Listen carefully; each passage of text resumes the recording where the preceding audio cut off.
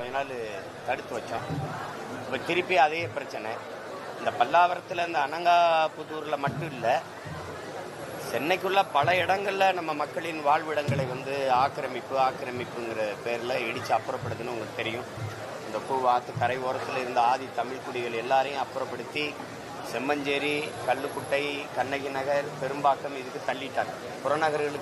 புறநகர்களுக்கு அப்பால தள்ளிட்டாங்க. இப்போ இது வந்து இப்போ இங்கே நடக்குது.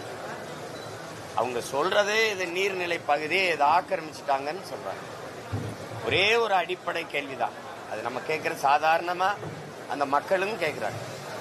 இந்த நீர்நிலை பகுதின்னு தெரியுது, அதை ஆக்கிரமிச்சு அந்த வீடை கட்டும் போது என்ன பண்ணி கொண்டிருந்தீர்கள்ங்கிற கேள்வி இருக்கு இல்லையா? அதை ஆக்கிரமிக்கும் போதே தடுத்திருந்தால், அவங்க கஷ்டப்பட்டு ஒரு வீடா கட்டி அதுக்கு மின் இணைப்பு கொடுத்து, எரிவாயு இணைப்பு வாங்கி, வாக்குரிமை வாங்கி, குடும்ப அட்டை வாங்கி, அதுக்கு வரி செலுத்தி இவர்களே சாலையெல்லாம் போட்டு கொடுத்துருக்குறாங்க. எல்லா வேலையும் செஞ்சு 60 வருஷம் வாழ்ந்துருக்குறாங்க. 3 தலைமுறையா இங்கே வாழ்றோம்னு சொல்றாங்க ஒவ்வொருத்தரும். அப்ப திடீர்னு இதை நீங்க வேற இடத்துக்கு போங்க அப்படின்னா, அவங்க குறைஞ்சபட்சம் கேட்கறது, சரி மாற்று இடம் கொடுங்க, ஒவ்வொரு சென்டும் ஒரு மாற்று இடம் கொடுத்துருங்க, நாங்களே போய் ஒரு கூரையை தற்காலிகமாக போட்டு கூட வாழ்ந்துக்கிறோம், பிறகு எங்களுக்கு வசதி வரும்போது கட்டிக்கிறோன்றாங்க. அப்படி இல்லை, நாங்கள் கொடுக்குற வீட்டில் போய் இருங்க அப்படின்னா 10 பேர் கொண்ட குடும்பம், 12 பேர் கொண்ட குடும்பம் இவங்க கொடுக்குற வீட்டு அளவுக்குள்ள வாழ முடியுமாங்கிறது யோசிக்கணும். அவங்க கேட்குற முதல்ல எங்கள் வாழ்விடம் இங்கே, வாழ்வாதாரம் இங்கே சார்ந்து தான் இருந்தது, எங்கள் பிள்ளைகள் இங்கே தான் படிக்கிறாங்க. இப்போ திடீர்னு ஒரே நாளில் தூக்கி வேற இடத்துல கொண்டு போட்டால் அது எப்படின்னு கேட்குறேன். இதில் மக்களினுடைய கண்ணீர்லையும் அவங்களுக்கு கவலை தோய்ந்த அந்த கதறலையும் இருக்கிற நியாயத்தை புரிஞ்சுக்கணும். இவங்க ஆகுன்னா அதிகாரத்தில் இருக்கிறவங்க நீதிமன்றத்தை காரணம் காட்டிடுறது. உங்களுக்கு தெரியும், மனச்சான்று உள்ள பல பேருக்கு பல நீதிமன்றங்களே நீர்நிலையில தான் கட்டப்படும். குறிப்பா மதுரை உயர்நீதிமன்றம் கிளை, திருவள்ளூர் நீதிமன்றம், பல இடங்கள், பல அரசு குடியிருப்பு, பல்வர் கோட்டமே, இதெல்லாம் ஆக்கிரமிப்பு இடின்னு சொல்றீங்களே. கடற்கரையில 4 சமாதி இருக்கு, அதை யார் இடிக்கிறது? அது ஆக்கிரமிப்பா இல்லையா? மனச்சான்று உள்ள யாராவது சொல்லு. ஒவ்வொருத்தரும் 2 ஏக்கரை ஆக்கிரமிச்சுக்கீங்களே. கடற்கரை தானே, எப்படி கல்லறையாச்சு? யாரும் கேட்கலையே, யாருமே கேட்கலையே. உலகத்தின் தலை சிறந்த 2வது புகழ்பெற்ற கடற்கரை ஆஸ்திரேலியாவுக்கு பிறகு சென்னை மெரினா கடற்கரை. அது எப்படி சில பேருக்கு கல்லறையாச்சு? அதை யாரும் கேட்கல. பல அரச குடியிருப்புகளே நீர்நிலை ஆக்கிரமிச்சு தான் கட்டப்பட்டிருக்கு. எம்எம்டிஏ காலனி மாதிரி பல இடங்கள். என்ன வாங்க காட்டுறேன். பெரும் முதலாளிகள், காசா கிராண்டு மாதிரி முதலாளிகள்லாம் ஆக்கிரமிச்சு, நீர்நிலையில் ஆக்கிரமிச்சு தான் கட்டியிருக்காங்க. பல கல்லூரிகள், பல பல்கலைக்கழகங்கள் எல்லாம் அப்படிதான் கட்டியிருக்கு. அங்கெல்லாம் தொடலை. ஒரு ஏழை எளிய மக்கள்னா அவங்களுக்கு குரல் இல்லை, அதிகார வலிமை இல்லை, அரசியல் இல்லை, அதிகார ஆதரவு இல்லைன்னு கை வச்சு தூக்கி எடுத்து போட்டு. இதுதான் எங்க மூதாதை அல்லல் பற்று ஆற்றாத அழுத கண்ணீர் என்றோ செல்வத்தை தேய்க்கும் படைங்கிறான். உலகத்திலேயே வலிமையான கூர்மையான ஆயுதம் ஏழை மக்களின் கண்ணீருங்கிறான். கண்ணீர் தான் உலகத்திலே கூர்மையான ஆயுதம்ங்கிறான். அதுவும் ஏழை எளிய மக்கள், குறிப்பாக பெண்கள் கதறிய வடிக்கிற அந்த கண்ணீர் தான் மிக கூர்மையான ஆயுதம். அதை கவனத்தில் வச்சுக்கிட்டு ஆட்சியாளர்கள் செய்யணும். சும்மா வாக்கு வாங்கும்போது ஒன்று பேசி வாங்குறது, அப்போல்லாம் இது ஆக்கிரமிக்கும் ஒரு அடிப்படை. அப்ப உள்ள அதிகாரிகள் தவறு பண்ணிட்டாங்கிறாங்க. நீங்க பட்டா கொடுத்துருக்கிறீங்க, குடிமனை உரிமை கொடுத்துருக்கிறீங்க, பிறகு ஏன் இடிக்க வர்றீங்கன்னா, அன்னைக்கு இருந்த அதிகாரி அரசு தப்பண்ணிடுச்சு, மக்கள் தப்பண்ணிட்டாங்கன்னு இடிக்கிறீங்க, அரசாங்கம் தப்பண்ணிடுச்சு, அதை என்ன பண்ணலாம்? நீதிமன்றம் சொல்லிடுச்சுங்கிறீங்க. நீதிமன்றம் தான் சொல்லுச்சு எங்கள் காவிரியில் தண்ணி கொடுக்க சொல்லி. நீதிமன்றம் தான் சொல்லுது முல்லை பெரியாற்று நதிநீர் அணை, அந்த அணை வந்து உறுதியா இருக்கு, இடிக்க வேணாம். நீதிமன்றம் சொல்லுது நீட்டை எழுதுங்கன்னு. கேட்டுட்டு இருந்துட்டீங்களா? இல்ல நீட்டை நாங்க நீக்குவோம், அது ஏன் சொல்றீங்க? இல்ல நீதிமன்றம் சொல்லிருச்சு, ஒன்னும் செய்ய முடியாது, அப்படி சொல்ல. நீங்க அப்படி சொல்ல.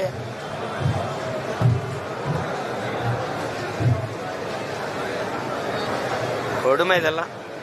இந்த இடத்த என்ன பண்ணுவீங்கன்னு கேட்டா அதுக்கு பதில் இல்லை. பூங்கா அமைக்க போறோம், நடைபயிற்சி போறதுக்கு வந்து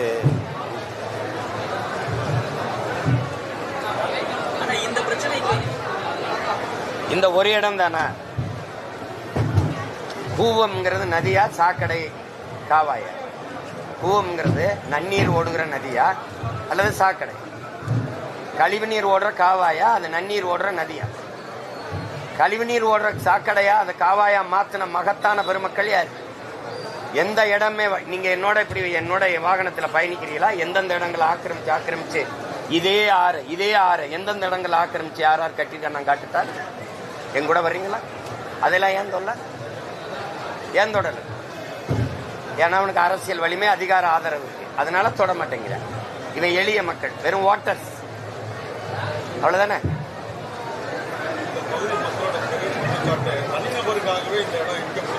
அதுல சந்தேகம் இல்லையே. நீங்க பல இடங்கள்ல அங்க இடிச்ச போது நான் போய் போராடினேன். அது ஒரு முதலாளி அவர் கட்டி இருக்கிற குடியிருப்புகளுக்கு முகப்பை தடுக்குதுன்னு தான் இடிச்சாங்க. இங்கேயே காசாக்கரண்ட் மாதிரி பெரிய பெரிய முதலாளிகள் கட்டி இருக்கிறதுக்கு இது தொல்லையா இருக்குது, அதான் இடிக்கிறாங்க. அவ்வளவு நீர்நிலைகளை பாதுகாக்கிற பெருமக்கள் யாராவது மனச்சான்றோட சொல்லுங்க பாப்போம். நீ அவ்வளவு பெரிய அப்பா டாக்கர், நீ பெரிய நீர்நிலையை பாதுகாக்கிற வெங்காயம் எதுக்கே பள்ளிக்கரணை ஏரியை குப்பை கொடுக்க? எதுக்கு முன்ன இயற்கையின் அரும்பெரும் கொடை பள்ளிக்கரணை ஏரி, கடல் நீர்மட்ட அளவுக்கு உலகத்துல எந்த இடத்துல அப்படி அமையாது. அப்படி ஒரு சதுப்பு நிலை ஏரி. உலகில் பல்வேறு நாடுகளிலிருந்து பறவைகள் பறந்து வந்து தங்கி முட்டையிட்டு குஞ்சு பொறிச்சு பறந்து போன ஒரு வாழ்விடத்தை பள்ளிக்கரணை ஏரியை குப்பமேடாக்கினவே யாரு?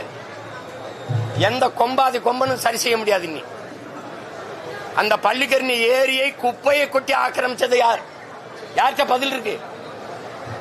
இது ஆக்கிரமிப்பு பேசுற பெருமக்கள் இந்த நீதிமன்றம் அதுக்கு ஒரு உத்தரவு தருமா? எப்படி இந்த நீர்நிலை எப்படி நீ ஆதரிச்ச? ஏரியை நீ எப்படி மூண? குப்பையை போட்டு மூடி தள்ளிட்ட. நீங்க நீர்நிலையை பத்தி பேசிட்டு இருக்கிறீங்க. பாதுகாக்கிற பெருமக்கள் நீங்களா நீர்நிலையை நாங்க அப்படி பாதுகாக்கிறோம் அப்படின்னு. வள்ளுவர் கோட்டம் எதுல கட்டிருக்கு? நீரின்றி அமையாது உலகுன்னு பாடினவன் கோட்டம் எதுல கட்டிருக்கு? அந்த பகுதிக்கு பேர் என்ன? லேக் ஏரியா. லேக் எங்கன்னு அங்கிட்டு போறியாம்பா. ஏரிய தூத்து குடியிருப்பை கட்டிட்டு பேரு லேக் ஏரியா, ஏரி பகுதின்னு வச்சுட்டு போயிட்டேன். செஞ்ச பெருமக்கள் யாரு? அதுக்கு ஒரு உத்தரவு வாங்கி இடிச்சிருமா? இங்க வாழ்ற எல்லாரையும் வெட்டிடுமா? நேர்மையான ஆட்சியாளன் ஒரு நீதிமான் இதுவரை செய்த தவறு சரி, அது அரசு தவறு இருக்கு. அன்னைக்கு இருந்த அதிகாரி ஆக்கிரமிக்கும் போது இருந்துட்டு, அன்னைக்கு இருந்த அதிகாரம், அன்னைக்கு இருந்த கவுன்சிலர், அன்னைக்கு இருந்த மாவட்ட ஆட்சியர், அன்னைக்கு இருந்த வட்டாட்சியர், மாவட்ட ஆட்சியர், அன்னைக்கு இருந்த அமைச்சர் பெருமக்கள் எல்லாம் விட்ட வாங்கி தின்ட்டு இனிமேல் இருக்கிற நீர்நிலைகளை பாதுகாக்கணும். அதுக்கு ஆக்கிரமிக்க விடக்கூடாது. அப்படிதான் நீ நடவடிக்கை எடுக்க. அதை விட்டுவிட்டு 60 வருஷம் வாழ்ந்தவனை இடிச்சு வெளில போடான்னா இனிமே எங்கேயும் ஆக்கிரமிக்க மாட்டீங்க. ஆக்கிரமிப்புகளை தடுத்துடுவீங்க. நான் ஒரு பட்டியல் வெளியிடுறேன். எத்தனை பல்கலைக்கழகங்கள், எத்தனை கல்லூரிகள் நீர்நிலையில் ஆக்கிரமிச்சு விரிவாக்கம் செய்யப்பட்டிருக்குன்னு. இடிச்சிருவீங்களா? இடிப்பீங்களா? பாப்போம். இது குரல் இல்ல, அவனுக்கு நாதி இல்ல, வெறும் வாக்காளன் ஆயிட்டான். அவனுடைய கண்ணீருக்கோ கவலைக்கோ கதறலுக்கோ இங்கே மதிப்பு இல்லை. அது கேட்கறதுக்கு காதுகளும் இல்லை, பார்க்கறதுக்கு கண்களும் இல்லை. அது ஒண்ணு பேசி என்ன இருக்கு?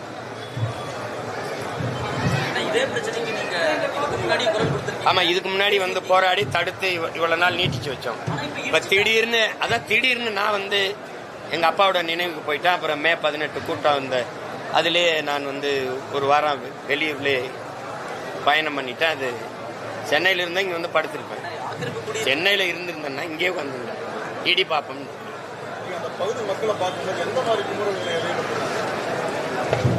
கதறல் தான். அவங்க ஒரு அம்மா சொல்றாங்க, 60 வருஷமா இருக்கேன் ஐயா, 3 தலைமுறை.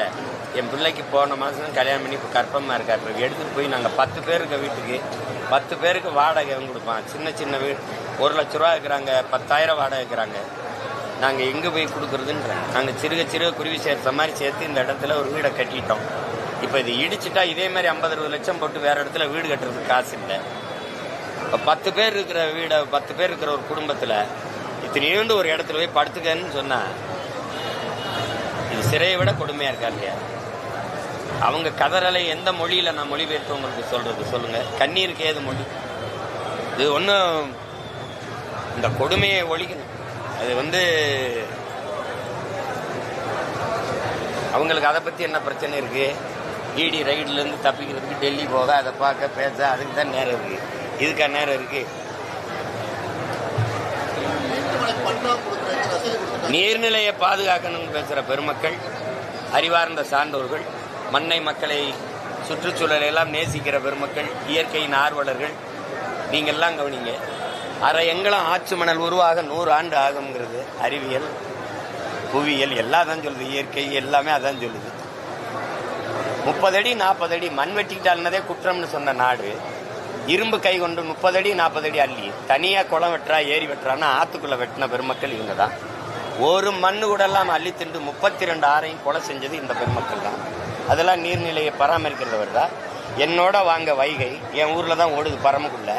அந்த வைகை ஆற்றில் அவ்வளவு மணல், ஓடுகால்னு ஒரு வாய்க்கா போடுவோம், சின்னதாக வருது, மண்வெட்டிக்கிட்ட இழுத்து அதில் ₹1 கொடுத்து குளிச்சுட்டு போவோம் நாங்கள்லாம். இன்னைக்கு எங்கள் ஆற்றுல மண் இல்லை, கருவ மண்டி கிடக்குது.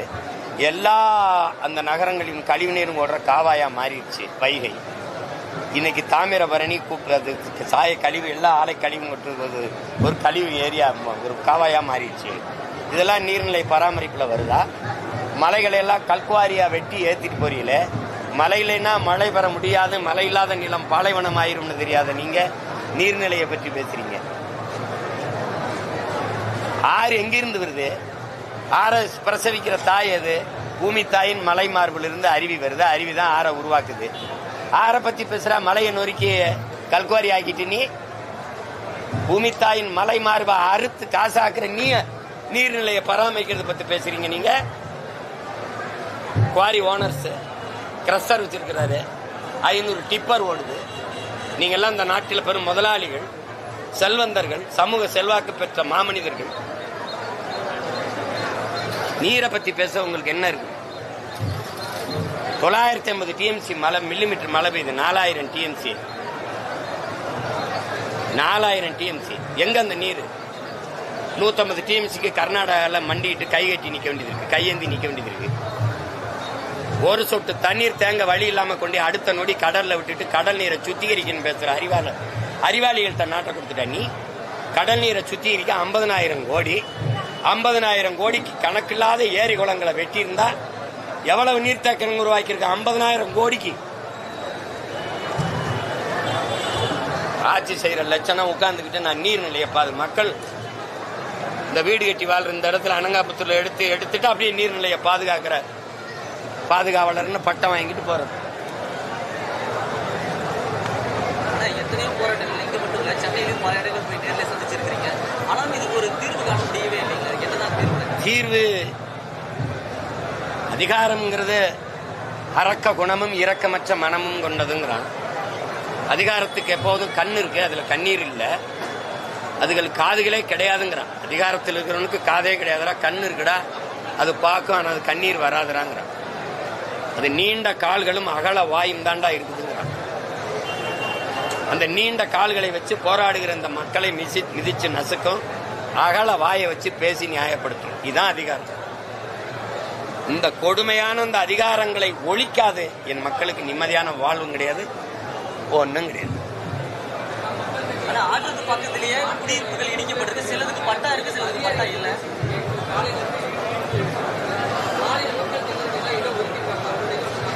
இடம் ஒதுக்கல. அவர் சொல்றாரு இந்த பகுதியில் அப்படி ஒதுக்குற அளவுக்கு அவங்க கேட்கிற ஒவ்வொரு சென்ட் இடம் இல்லைன்றார். ஆனா நாங்க ஒரு குடியிருப்பு மாமல்ல அந்த மலைமலை நகர்ல, மறைமலை நகர்ல தைலாபுரங்கிற ஒரு பகுதியில கொடுத்துட்டோன்ற. அது தென்னரசன் எங்கால் சொல்றாரு, அது 100 இது இருக்கும், ஒரு 2 பேர், ஒருத்தர் 2 பேர் கால் நீட்டி படுக்கிறதே கடினங்கிறாரு. அதுல 10 பேர் 12 பேர் இருக்கிற குடும்பங்கள் எப்படி போய் வாழ முடியும்?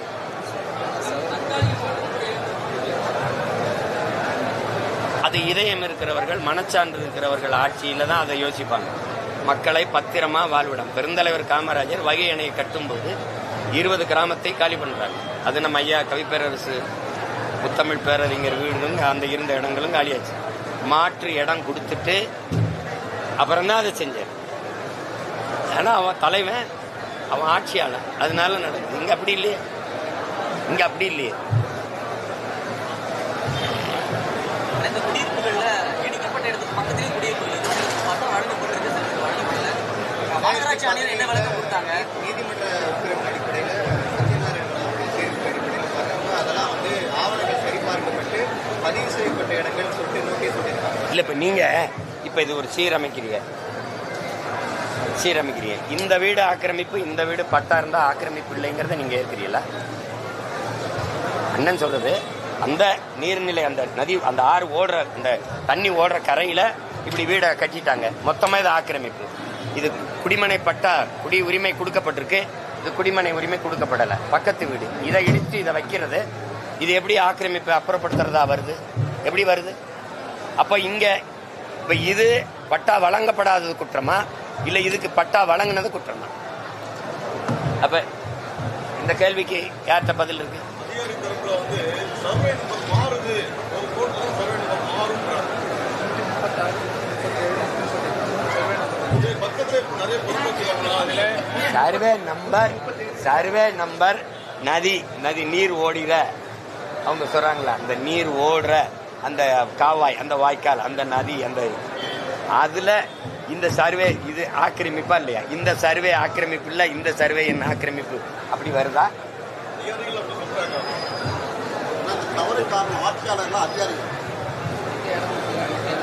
ஆட்சியாளர்கள். இப்ப நீ அதிகாரிங்கிறவர் யாரு கீழே வேலை செய்யறாரு? இப்ப காவல்துறை இப்ப கடுமையா நடக்குது, யாரோட உத்தரவுல நடக்குது? காவல்துறை யாரு கீழே இருக்கு? அதையே நீங்க அன்னையோட சத்தமா பேசுற, நீங்க சத்தமா சொல்ல மாட்டேங்கிறீங்க. முதல்வர் இப்ப எங்க இருக்காரு? அவுட் ஆஃப் கண்ட்ரோல்னாரு, இப்ப அண்டர் கண்ட்ரோல்ல இருக்காரு. இதெல்லாம் இது பேச்சு சில ஆழ்ந்த தாங்க முடியாத வலியும் வேதனையும் என்ன செய்யறது, சிரிச்சு ஆத்திக்கிற வேண்டியதுதான்.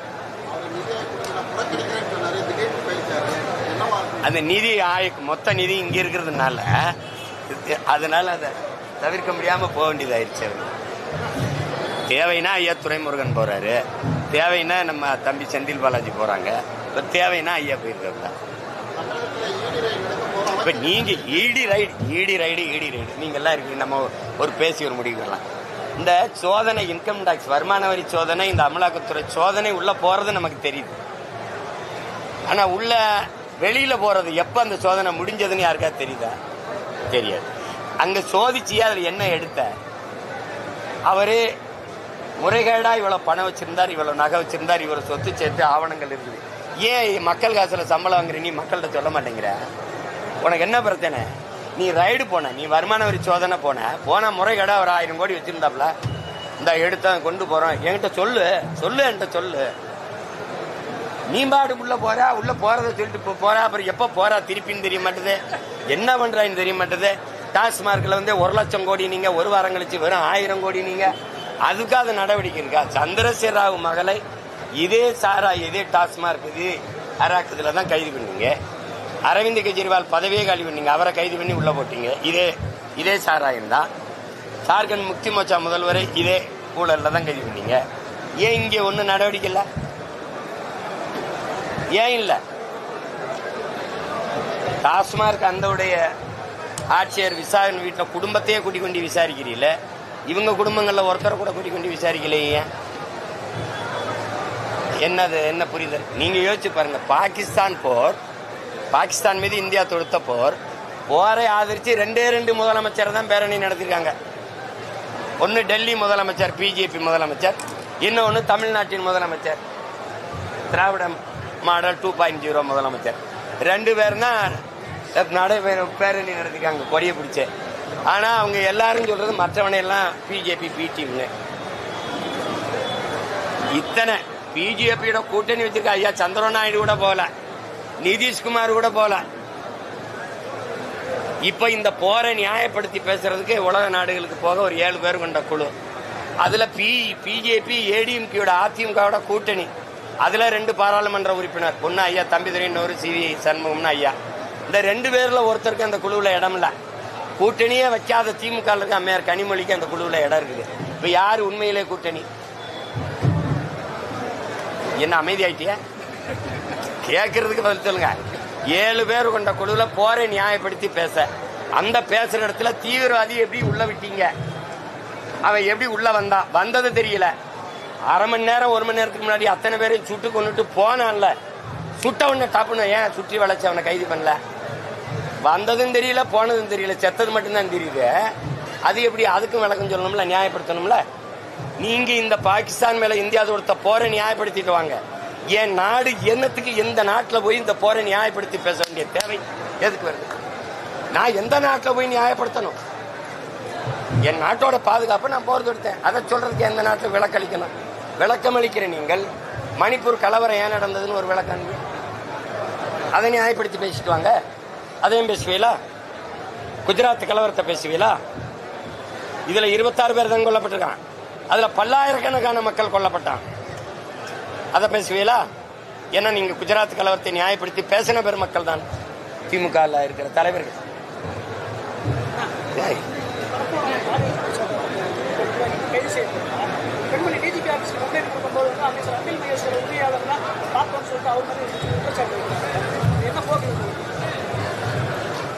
இப்ப இந்த அதிகாரம் போய் இன்னொரு அதிகாரம் வரும்போது அதுக்கு நடவடிக்கை அப்படிதானே இருக்குது.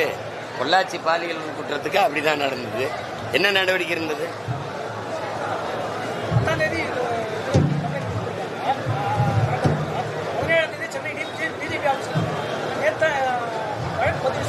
அந்த கட்சியில வாடகை வாய்கள் நிறைய இருக்கு. அவங்க எல்லாம் இப்ப என்ன பேசுறாங்க? பெண்ணியவாதிகள் பெருமக்கள் இருக்கிறாங்க, எனக்கு எதிராக போராட மனு கொடுக்க மகளிர் ஆணையத்துக்கெல்லாம் போன பெருமக்கள்லாம் இருக்கிறாங்க. அவங்கெல்லாம் இப்போ என்ன பண்ணாங்க? இவங்களையெல்லாம் பெண்கள் கணக்கிலே சேர்க்கலையா? அவங்க கட்சிக்காரன் செஞ்சுட்டான்னா அது தர்மம், அது நியாயம், அது பிரச்சனை கிடையாது. மற்றவன் பேசினா அது பெரிய பிரச்சனை. நடவடிக்கை எடுத்திருந்தா சொல்லுங்க. எடுத்திருக்காங்களா? எடுத்திருக்காங்களா?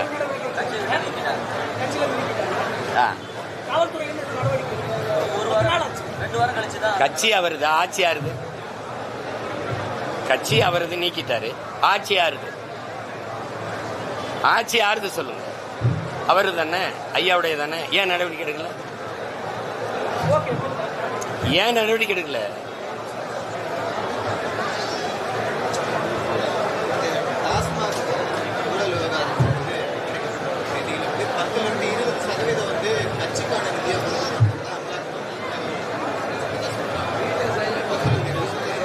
கட்சியே சாராயம் வித்த காசு, போதைப் பொருள் வித்த காசுல தான் நடக்குது. ஆட்சி அதில் தான் நடக்குது. இதை போய் என்ன பேசுறதுக்கு இருக்கு? அதுக்கு என்ன நடவடிக்கை எடுக்க போகுது அமலாக்கத்துறைங்கிறதான் கேள்விப்பா. அதுதான் தெரிஞ்சிருச்சா? அதுக்கு என்ன? அது ரியாக்ஷன் என்ன, ஆக்ஷன் என்ன?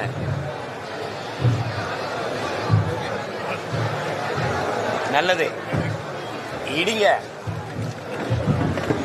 ஒரு நாள் இதே மாதிரி எல்லாத்தையும் சாம்ராஜ்யத்தை தரமட்டமாக்குறேன் பாருங்க.